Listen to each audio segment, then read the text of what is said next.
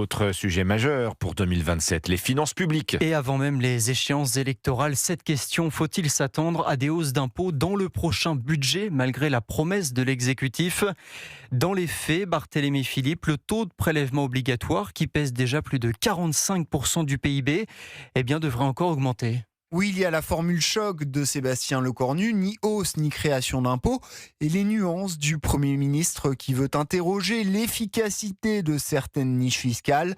À un peu plus d'un mois de la présentation du projet de loi de finances, certaines niches fiscales semblent sur la sellette, l'abattement forfaitaire de 10% sur les pensions de retraite ou la réduction d'impôts pour frais de scolarité.